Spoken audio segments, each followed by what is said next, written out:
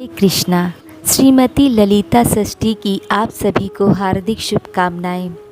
श्रीमती राधा रानी की अत्यंत अंतरंगा 8 सखियाँ हैं जो उनके काय व्यू स्वरूपा है, अर्थात जो उनके शरीर के विस्तार के समान है। उनके नाम हैं ललिता, विशाखा, चित्रा, इंदुलेखा, चंपकलता, रंग देवी, तुंग विद्या और सुदेवी। श्रीमती राधा रानी के इन 8 सखियों में से मुख्य सखी है ललिता सखी। श्रीमती ललिता सखी का आविर्भाव भाद्रपद के शुक्ल पक्ष के षष्ठी तिथि को हुआ था।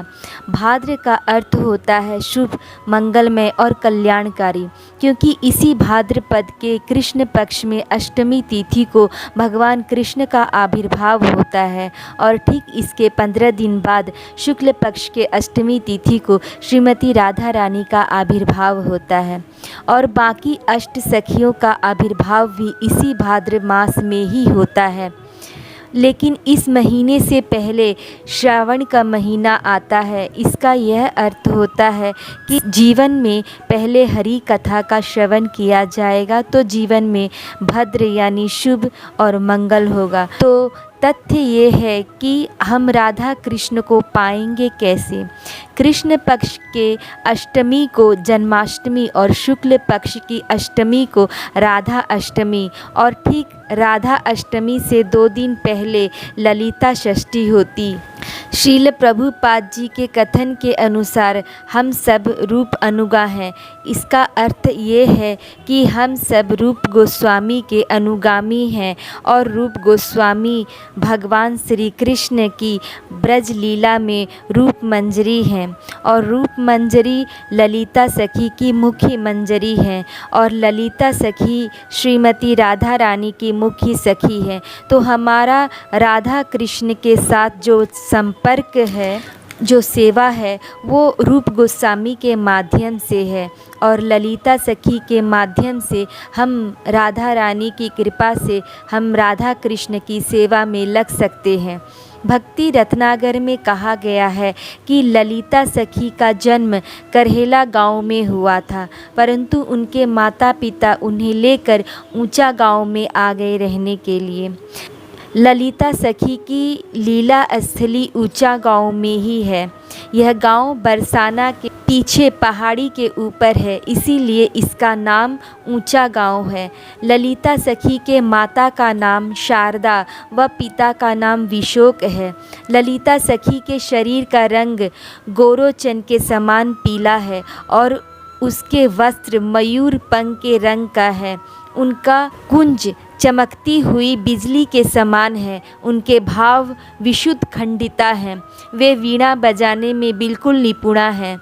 उनकी सेवा दिव्य युगल जोड़ी श्री राधा श्याम सुंदर को तांबूल अर्पित करने की है और एक मुख्य सेवा है श्री राधा रानी का श्रृंगार करना, विशेष रूप से उनके बालों को बनाना।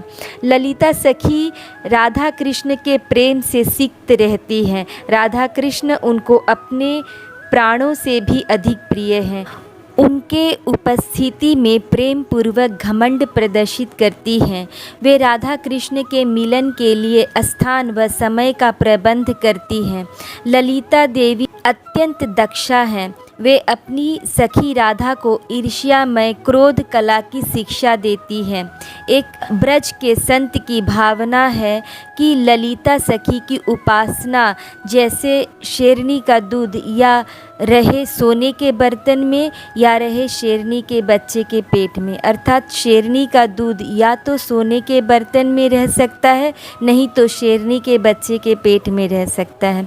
इसका अर्थ यह है कि ललिता का अनुगामी बनना शेर का बच्चा बनना है, सोने का पात्र बनना है। सोने के पात्र का भाव ऐसा लेना चाहिए कि राधा रानी का किंकर बनना है। राधा रानी तो स्वर्ण है, गौरांगी हैं और सोने का बर्तन वो है जो राधा रानी के चरणों का शरण लेता है। ये भाव बहुत उत्तम है। जो कालिंदी कहती है, मैं अपने आप को राधा की किंकरी बना दूं। हमें अगर राधा कृष्ण की सेवा में लगना है तो ललिता मुख्य माध्यम है। एक बार शंकर जी जब रास लीला के बारे में सुने तो डमरू बजाते हुए गणों के साथ आए, लेकिन ललिता सखी ने कहा कि नहीं जा सकते रास लीला में। तो बोले क्या करना पड़ेगा? तो ललिता सखी ने कहा कि गोपी भाव और गोपी रूप धारण करना पड़ेगा।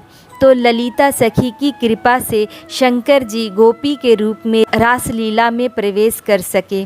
तो शंकर जैसे परम वैष्णव राधा कृष्ण के रासलीला में प्रवेश करना चाहते हैं तो ललिता सखी की अनुमति एकमात्र साधन है। तो आइए ललिता सखी के शुभ और मंगलमय आविर्भाव दिवस पर उनसे प्रार्थना करें कि हमें भी राधा कृष्ण की प्रेममयी सेवा करने का अवसर प्रदान करें। धन्यवाद। हरे कृष्णा।